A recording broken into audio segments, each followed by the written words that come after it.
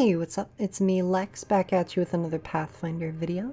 Today we are continuing the tournament arc for Pathfinder 2nd Edition. If you're not already familiar with the rules, I spin this wheel that contains every currently in the running class in Pathfinder 2nd Edition. We started with all of them, and I formed them into 2 teams of 2, completely randomly. Then they fight each other to the death.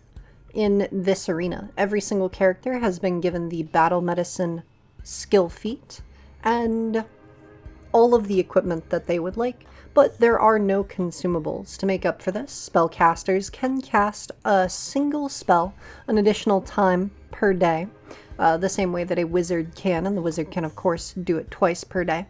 And then in the interest of not having things be too swingy, even though this is a disclaimer, going to be very luck-based, as the game itself already is, but especially at these level 2 characters and with randomly selected teammates. I have initiative always pancake style, so whoever rolls the highest goes first, and then it goes to the other team no matter what, and rotates back and forth and restarts. So with that out of the way, let's get right into it for another round. Spinning our wheel to see who our first contestant is on Team 1. It looks like it's gonna be the Psychic. Alrighty. So let's see who our Psychic is. Our Psychic is going to be Bumblesteak. Bumblesteak is a intelligence-based oscillating wave psychic with the gathered lore subconscious mind, which allows them to aid allies within 30 feet of them using occultism while they have their psyche unleashed. They have prepared, of course, Frostbite and Ignition. As an oscillating wave psychic, they're all about frost and fire. And then in their spell slots, they prepared a little bit of area damage, a little bit of guaranteed damage, and some utility. Let's see who they're going to be partnered with.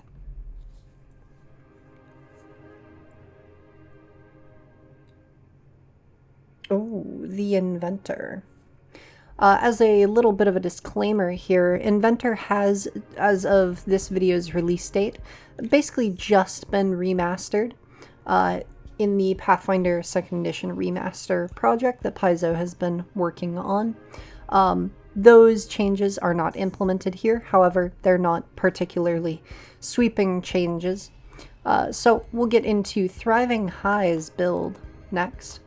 Thriving High is an inventor with a unique weapon that they have created. Their weapon has something unique about it. As an inventor, let's see. The Entangling Form weapon innovation, which gives it the grapple and trip traits on a maul. So it is a grapple, shove, trip, two-handed martial D12 weapon, I believe.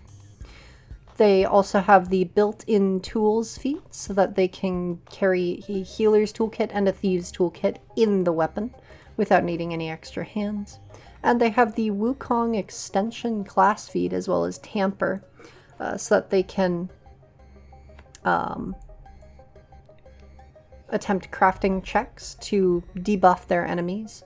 And they can extend their weapon out into a 30-foot attack.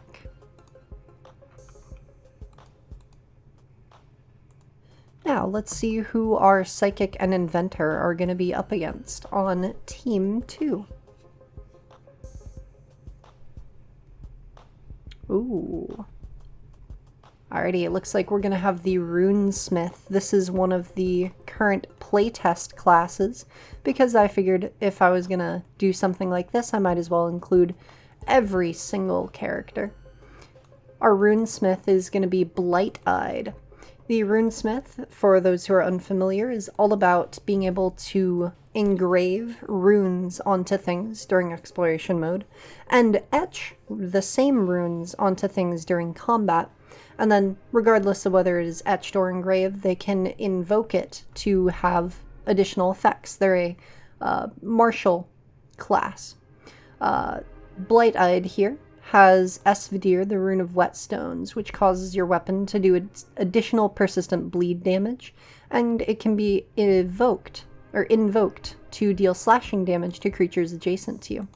They also have Sun, the diacritic rune of preservation, which allows them to cause a rune to remain when invoked once, rather than disappearing. Ranshu, rune of thunder, which causes the creature to take damage if they do not move every turn, and it can be invoked to do some extra damage. And they have Atril, the rune of fire, which reduces the bear's fire resistance and does fire damage when invoked. They're wielding a bastard sword and an artisan's toolkit in their free hand so that they can invoke and, well, so that they can trace their runes. I considered having them go for a shield build because the runesmith has the shield block reaction, but it didn't work out too well because of the artisan's toolkit. As for their feats, they have natural ambition to pick up backup runic enhancement, which causes them to be able to cast sigil as an innate spell, and either runic body or runic weapon as an innate spell once per day. As well as that, they have engraving strike, where once per round, while wielding a melee weapon, you strike, and if you hit, you can also trace a rune onto the target. And a runic tattoo for S01, the rune of whetstones, which doesn't seem to be able to be etched.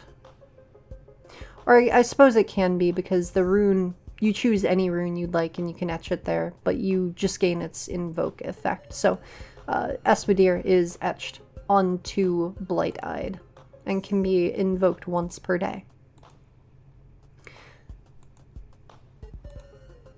As for the 2 runes that they are able to prepare out of combat as well, these are their normally etched runes. They have S01 on their bastard sword, as well as Sun, so that they can invoke it twice. Alrighty, and now let's see who our final combatant is going to be for this combat. Spinning into Guardian. Alrighty. Well, let's see if the playtest classes here are going to be moving on to our next stage. This is Defenestraten the Guardian, a human guardian with a strength key and a lot of constitution. They dual wield shields, steel shields, one with a boss, one with spikes. They are wearing some splint mail, and they have the shoulder check feat, allowing them to make a fist strike or a gauntlet strike. And if the strike hits, the target is off guard for the rest of your turn. They also have the bodyguard feat, which allows them to swear a vow to protect one of their allies at all costs. During daily prep, they can choose an ally as a charge. In this case, that'll be Blight-Eyed here.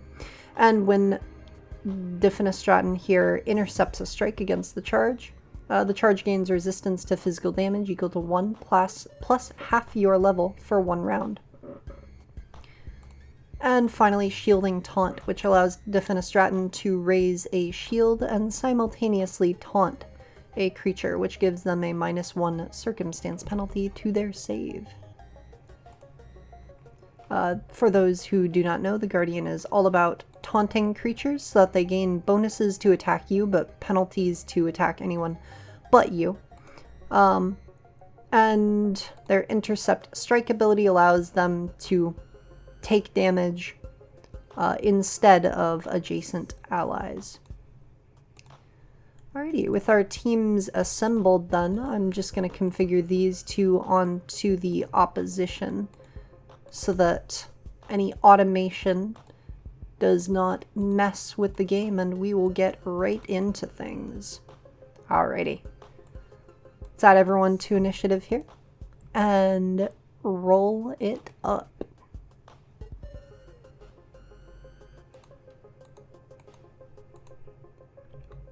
Alrighty, so it looks like Bumblesteak rolled the highest initiative, and that means that with Thriving High in second place, we pancake with Defenestratin by bringing them up, and our final initiative order is going to be Bumblesteak leading off, Defenestratin going second, Thriving High going third, and then Blight-Eyed going fourth. Let's begin.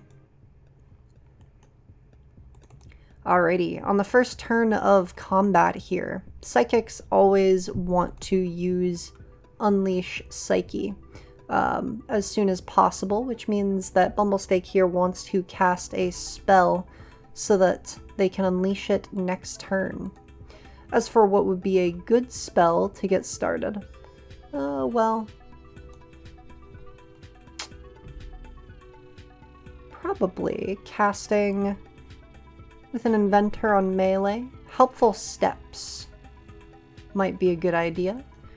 Causing a spiral staircase to appear in these squares here, with an entrance right here, and then it spirals around and up like so. Bumblesteak will then spend their last action running up and telling Thriving High to follow them as they move 5, 10, 15, 20, 25, as the staircase is difficult terrain. Next up will be Defenestratin over here. He sees the staircase appear and can tell that they're trying to choke point the Runesmith and Guardian here on the staircase, and so he feels like it might be a good idea to simply get in the way as quickly as possible. So he will spend his first 2 actions just running over to block the entryway here to the staircase. And in fact, he'll go as far as to spend his 3rd action getting all the way up onto the staircase next to Bumblesteak here, so that Thriving High can't, say, hop the banister. That will unfortunately be his entire turn, but he has separated their team. Thriving High, though, is going to take advantage of the fact that he has put himself into flanking position. First, trying to activate the gizmos on their body by making a crafting check. A success at overdrive is going to give them additional damage on their strikes equal to half their intelligence modifier. Their second action will be a stride to get into position here, and their third will be a simple strike at Defenestratin here. That'll hit, and Defenestratin will take 11 damage. Not a good way to lead off, but that will be Thriving High's entire turn. And now Blight-Eyed has the opportunity to get into things. So they're going to spend 2 actions striding over here next to Thriving High, and 1 action on an engraving strike. So they make a strike at Thriving High. That'll hit and deal 9 damage. And in so doing, Blight-Eyed will then apply Ranchu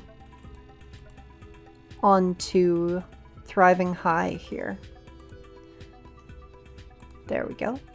So now Thriving High will have to move at least once on their turn, or else take electricity damage. And as long as Blight-Eyed is within 30 feet, they can use the Invoke Rune action to cause lightning to strike down on Thriving High, dealing some pretty immense damage. We'll move back to the top of initiative here. Bumblesteak is going to unleash their Psyche, letting loose a torrent of flame.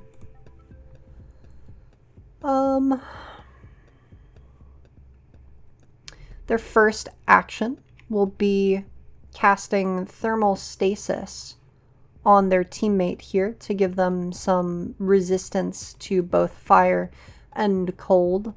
And then Bumblesteak's next action will be to cast Breathe Fire in a 15-foot cone here, spread down to hit everyone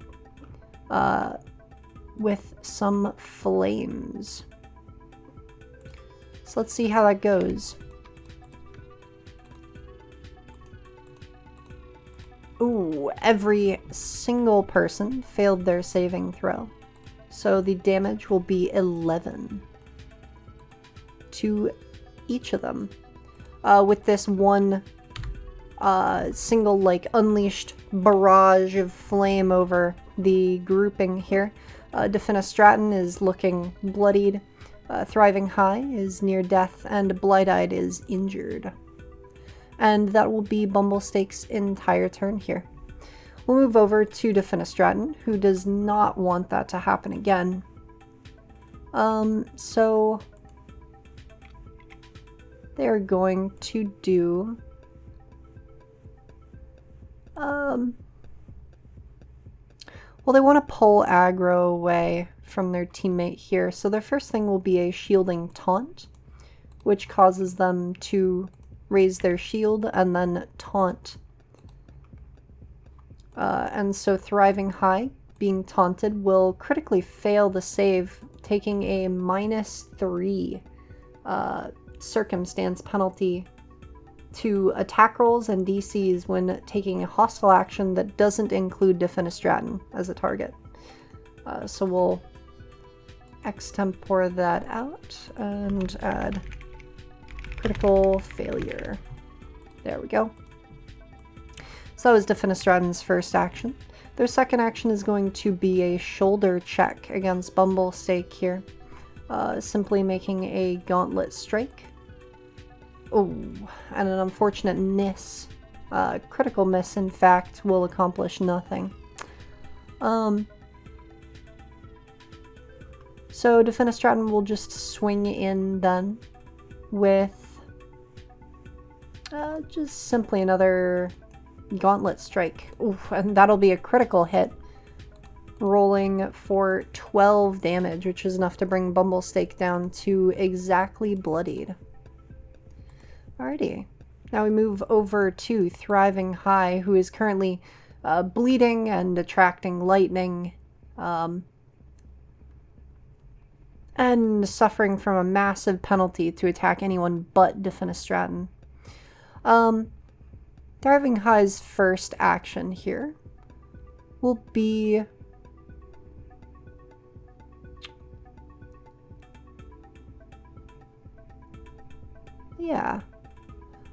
one of trying to win things here and now. Spending 2 actions on an explode. This causes a 5-foot burst around them to detonate out with fire. So both Blight-Eyed and Defenestraten here have to make a reflex save.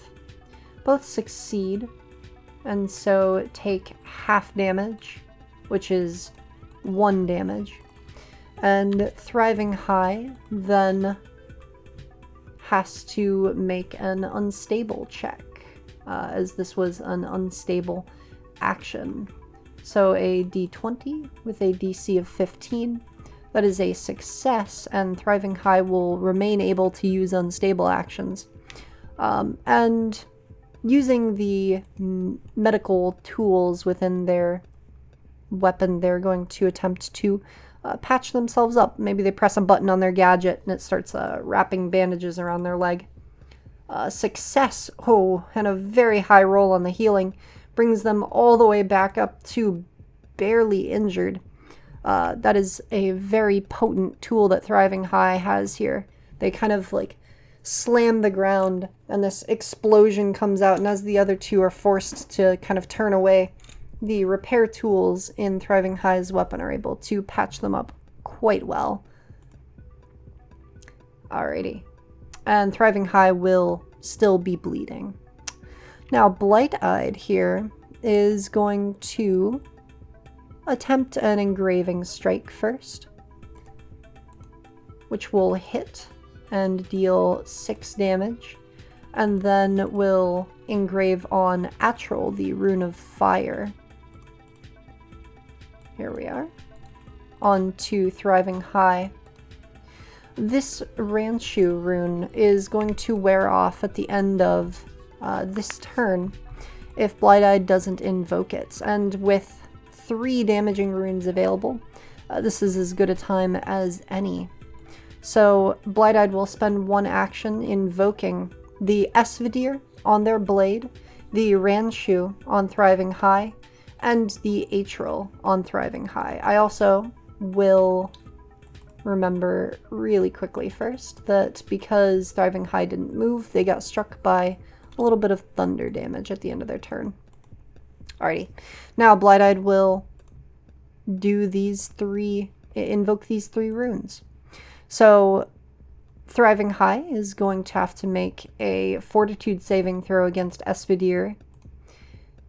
Oh, let me post these all into the chat so that I can get the right person rolling.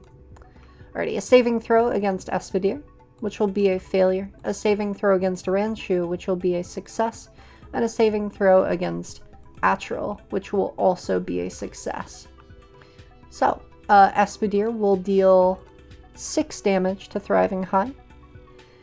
Then Ranchu will deal 4 damage to Thriving High, which knocks them unconscious. And then Atrol will deal 1 fire damage to Thriving High, who is already dying and so just goes to dying 2. And now all of these runes have been invoked and thus are gone. Blight-Eyed still has an action, and honestly, delivering a coup de grace would not be a terrible idea. So they are going to simply attempt to kick Thriving High while they are down. But that will miss, as they cannot push past Defenestraten here to attack Bumblestake. That seemed to be the best course of action. Bumblestake, seeing their teammate going down, but seeing these 2 still wounded, and having the ability to recast one of these spells, is going to, well, do so. Going for a Breathe Fire. Once more at the 2 down there. This will kill Thriving High, very likely, but we'll see the saving throws here. Oh yeah, Thriving High will outright die in the flames, and then Defenestraten and Blight-Eyed both succeed their saving throws, taking 3 frost damage. Bumblestake will then use Psyburst on Defenestraten to attempt to bring them down. This is a reflex save, which Defenestraten fails, and Defenestraten takes 3 bludgeoning damage, but remains standing. And Bumblestake's turn will end at the beginning of their next round. Their psyche is going to stop being unleashed, which is not a good situation to be in. Things are looking bad here, and Defenestraten is going to go in for a shoulder check with the gauntlet. Hit dealing 7 damage, just slamming Bumblestake here into the wall and causing them, well, the banister, and causing them to be off guard. A follow-up attempted slug into the stomach will critically miss, and then Defenestraten will step back. Alrighty. And this will probably close out our fight here. Blight-Eyed is going to stride in. Trace. Yeah, simply use the trace action instead of trace rune to trace Ranchu onto Bumblestake here. And then we'll use the invoke rune action to invoke both the Esvidir that is actually still on their blade because it was soon Esvidir, and so it came back last round when they invoked it before, as well as the Ranchu on Bumblestake here. And so Esvidir and Ranchu, saving throws for both will be a success and a success on 5 slashing and 7 electricity. 2 slashing and 3 electricity, and Bumblestake will go down as this onslaught of magical energies comes unleashed from Blight Eye's runes. With our combat ended here, the victors reigning supreme are Defenestrat the Guardian and Blight-Eyed the Runesmith. This one was a lot of fun. I feel like a lot of things got showed off. Every class kind of got to do their thing. Leave a like if you liked the video. Subscribe if you would like to see more. And toss me a few bucks on coffee if you'd like to keep the channel running. Otherwise, I'll see you next week for the next episode as these two move on to the next round.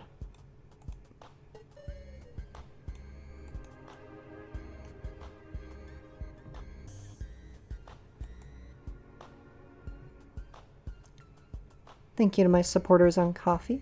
Donating at the few bucks support tier, I have Streggy, Terran, Phoenix FH, Kizo, and Max Magnus 20,019. You'll keep this channel running, and I appreciate it more than I could ever word. Thank you.